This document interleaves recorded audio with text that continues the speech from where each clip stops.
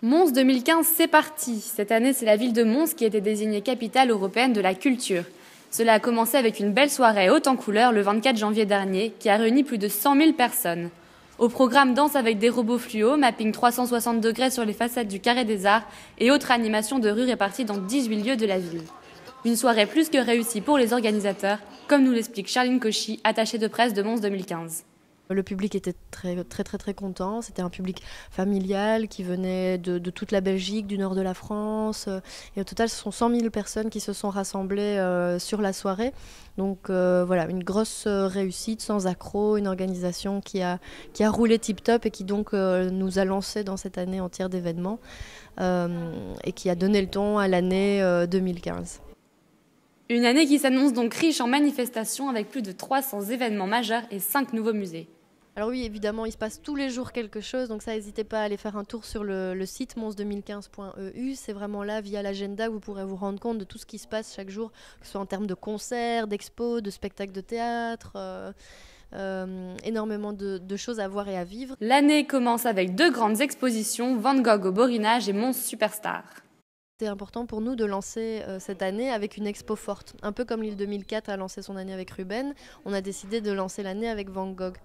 L'exposition présente une facette de l'œuvre de Van Gogh méconnue du grand public. C'est dans la région montoise que le peintre changera radicalement de vie. Les œuvres mettent en avant une dimension sociale et le quotidien des mineurs, paysans et ouvriers. Un visiteur nous livre ses impressions. La mise en scène est géniale, des toiles qui sont peu nombreuses par salle. Personne dans les salles parce que c'est le début, c'est une excellente chose. Une mise en scène que j'ai trouvée géniale, moi personnellement. Une petite touche de couleur qui fait le fond des murs. Enfin bref, c'était beau. Ça change la médiocrité habituelle. D'autres personnes ont fait le déplacement jusque Mons pour profiter de sa programmation culturelle. Mons, c'est une ville qui est accessible, qui n'est pas très loin. Et effectivement, comme c'était Mons, capitale européenne de la culture, eh bien, on a choisi Mons plutôt qu'une autre ville. L'Office du tourisme sur la Grand Place est le point de passage incontournable pour les visiteurs, car c'est là que s'achètent tous les tickets. Le personnel d'accueil est mobilisé pour renseigner les touristes et répondre à leurs questions. Oui, donc il y a pas mal de personnes de tout horizon qui viennent nous demander des informations diverses également. Oui, Van Gogh qui a énormément de succès. Si beaucoup de visiteurs viennent de loin pour profiter des manifestations culturelles organisées pour Mons 2015, les premiers concernés restent les Montois.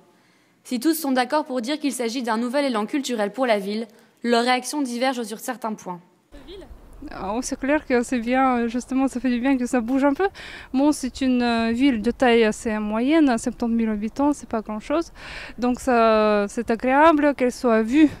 Je trouve qu'elle remplit bien ses fonctions de capitale européenne, mais par exemple, j'aurais trouvé un petit peu plus juste que, par exemple, une ville comme Londres, Paris soit élue parce qu'il y a beaucoup plus de musées là-bas. Trop content pour les restaurants, les bistrots et tout ça. Mais nous, on n'a rien à foutre. En 2016, on va payer cher la facture. Avec tous ces nouveaux visiteurs, les commerçants de la ville pensaient voir leur chiffre d'affaires augmenter. Il semble cependant être pour l'instant un peu trop tôt pour l'affirmer, comme nous l'explique le propriétaire du café-restaurant Maxime sur la Grand Place de Mons. Est-ce que je vois une augmentation de fréquentation au niveau de mon restaurant depuis que Mons a été célébré capitale européenne de la culture? Eh bien, oui et non. Oui, pour la première soirée d'ouverture, parce que là, on a vraiment eu beaucoup de monde. Et ça, je dois le dire, c'est vrai, on a bien travaillé, que ce soit à l'extérieur ou en restauration à l'intérieur. Mais depuis lors, j'ai pas vraiment vu la fréquentation augmenter plus que ça. Non. Maintenant, on espère avec l'été, les terrasses, qu'on ait beaucoup plus de gens, surtout, voilà. C'est peut-être plus agréable pour les gens de visiter la ville et faire le tour des musées quand il fait bon, que quand il pleut et qu'il neige, comme on a maintenant. C'est peut-être ça, oui. 2 millions de visiteurs sont attendus cette année avant de remettre le flambeau le 12 décembre prochain.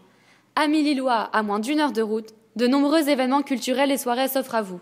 Programmation et informations sur le site web mons2015.eu.